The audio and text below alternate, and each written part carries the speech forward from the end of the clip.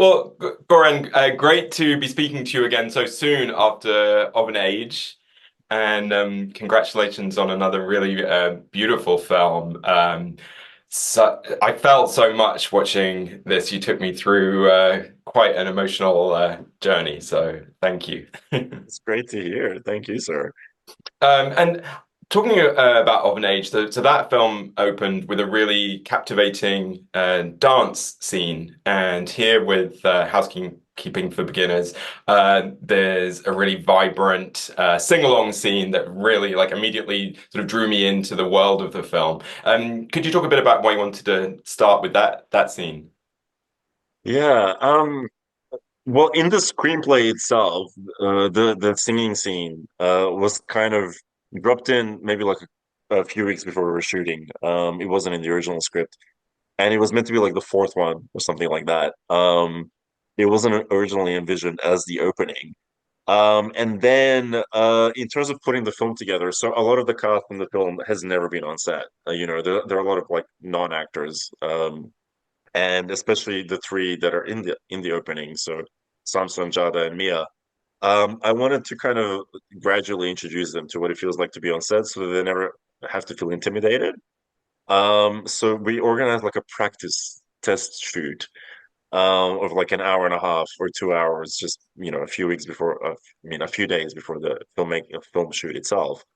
And I, wanted to choose a fun scene where there was no pressure about having to like hit marks or hit lines or worry about worry about anything, essentially. They're just meant to kind of be themselves, play around, get comfortable with the space, get comfortable with the crew. And also for the crew to get comfortable to a very documentary style of filming. And for me to start figuring out how the hell do I direct a 5-year-old? And the answer to that question was you don't. She directs you. And you should be grateful that she has deigned to be present on that day for however many minutes she's willing to be present. And it kind of, you know, set the energy a little bit, like quite a lot, actually. I didn't realize the level of intent, like how intense this film was going to be, how packed with, kind of adrenaline. And part of it came from the three kids on screen, and especially Jada. She kind of chose which song that they were going to perform. I gave him a choice of three, and she didn't like the other two. That's the one she wants to sing today. And I'm like, all right, that's the one then. And I'm glad because that was my favorite too. Um, and yeah, it kind of just went from there. And I edited it overnight, partly because things were such bedlam on set, such chaos. Like it was all very pleasant, and we finished early, but the whole crew was like quietly, how the hell is this gonna, edit into a coherent movie? So I edited it overnight just to make it be reassured. And there were, which was great. And then it was like, well, this could only be the opening scene. You can't cut from something to this. Like this has to be the start. And as someone said, my sound recording Zoran was like, how can you maintain the energy if this is the start? I'm like, beats me, sir, but let's just see what we do. Oh, so that was almost like your challenge, when it came to sort of making the film Yeah, and yeah. editing too. Yeah, to keep but I just love that sense of kind of escapism and letting the emotions out that a good sing along to a song allows us to do too. That kind of It's a very cinematic thing, I think, yeah. performing to music in a way that's very raw as well. Yeah. Like, actually, I'm writing something now that has a similar opening scene. I just realized, but hey, if it works, why work Um, with it? Now, I know your initial sort of spark of inspiration came from a photograph taken in the 1970s in Melbourne, I believe. So, how did the screenplay, so how did that lead to a screenplay that's set in present day North Macedonia? Mm. Um, well, partly because, what appealed to me about that photo, which was, a group of 10 queer people living in just this one house in 1970s Melbourne.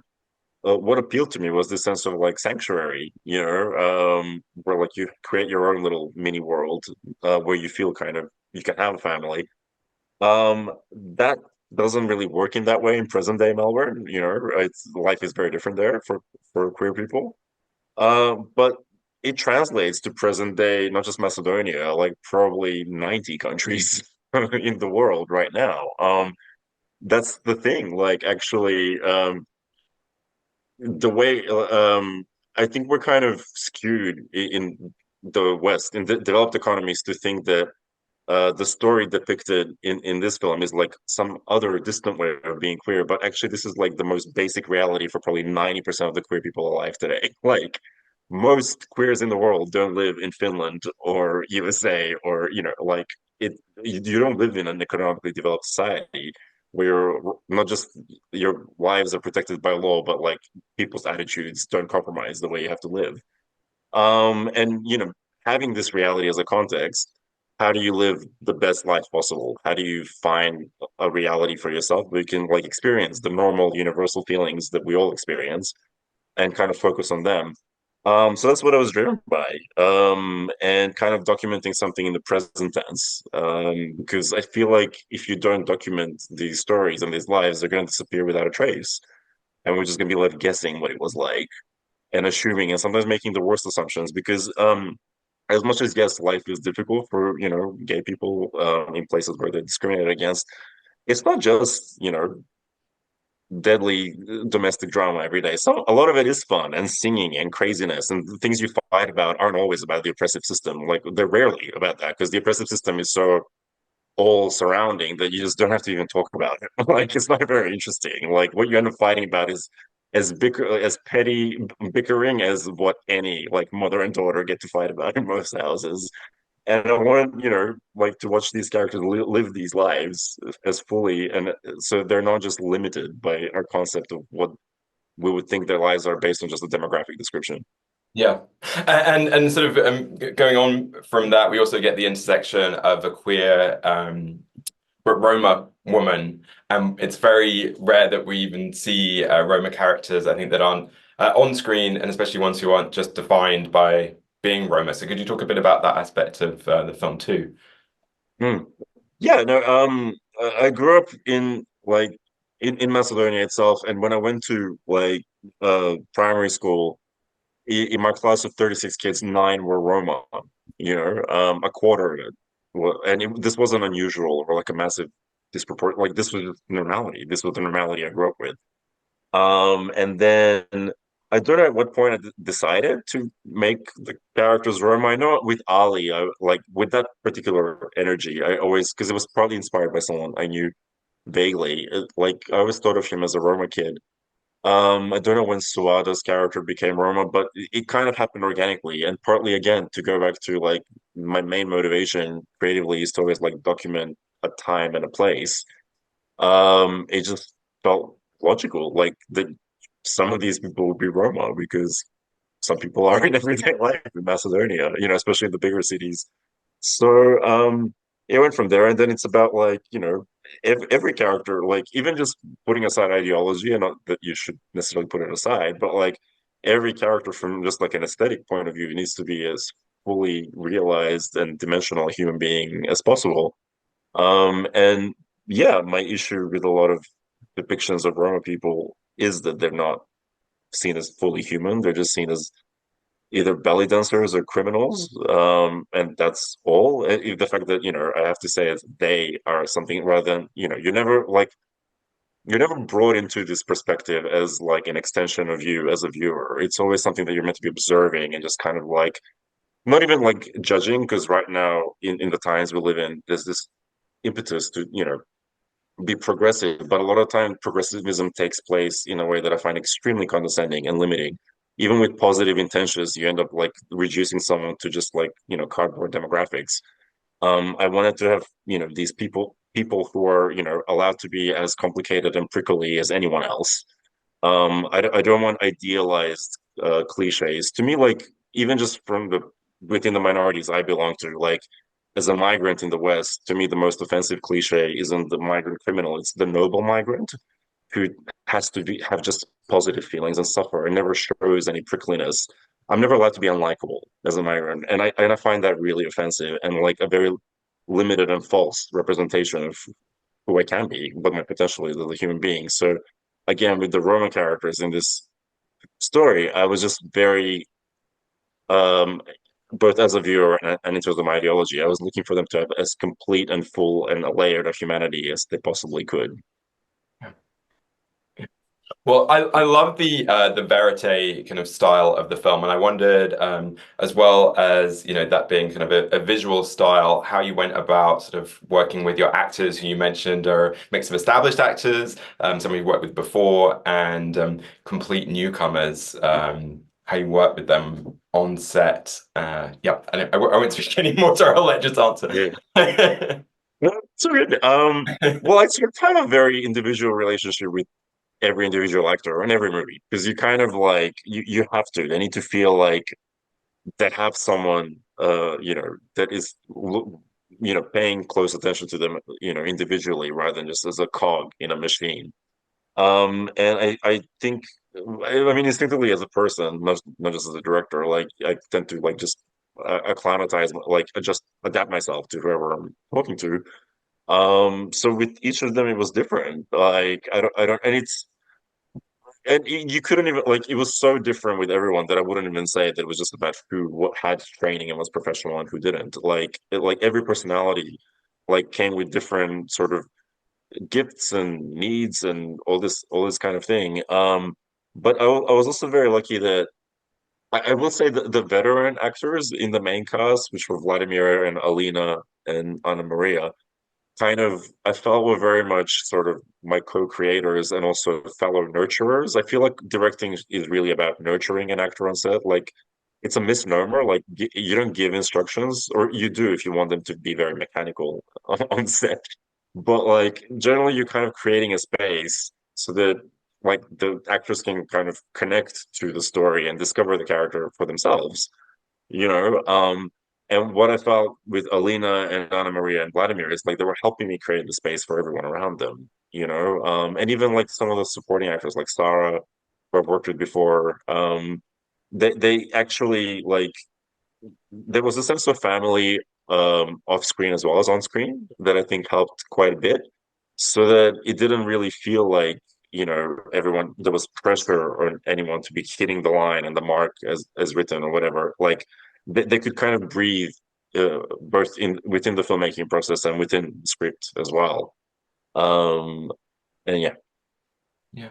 Last time we spoke, I didn't get a chance to ask you, so I'd love to do that now. To ask for your favorite piece of LGBTQ plus culture. So it could be a book, a TV series, a film, artwork, photography, any piece of culture you can think of, or a person who identifies as LGBTQ plus. So I just just yeah. So Ken someone, Almodovar, yeah. So just everything someone or something. Almodovar. Oh, okay. Sorry, I won't talk over you. I'll let you No, talk no, no. about Just Pedro I Almodóvar. mean, Why Pedro him? Almodóvar is kind of I mean, like it's lucky that he's also queer. It's kind of to me like what life is, especially in terms of living filmmakers. I think that's the person who kind of has the most notes of humanity covered in their work.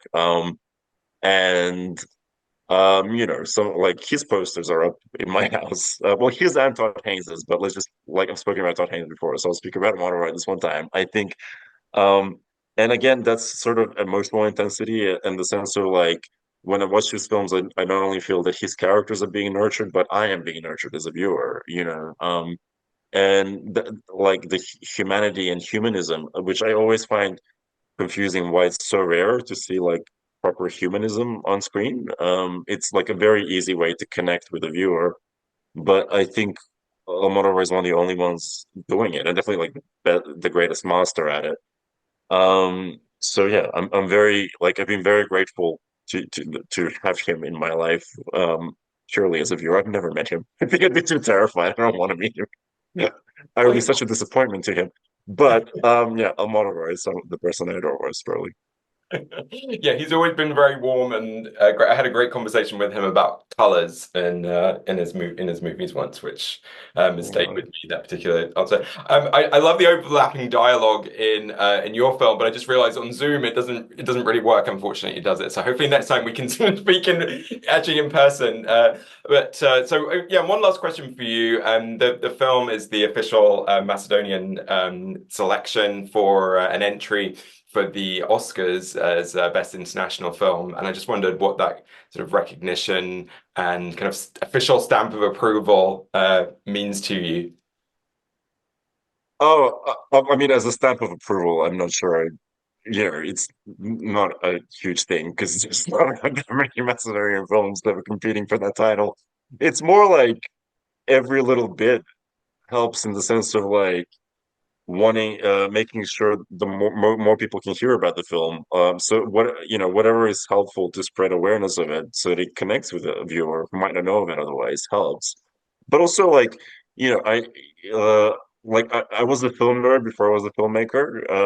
And the Oscars were actually my way into it. Like the way I started discovering cinema is like through watching the Oscars and kind of realizing, wait, there's a history behind this. This has been going on for years, and starting to look up older films. And I think they're a wonderful record of flawed, but a wonderful record of just like all these years of cinema behind. And you can kind of come across so many stories and people that you wouldn't have otherwise. Like I think this record that is kept through the Oscars is actually like really priceless a little bit.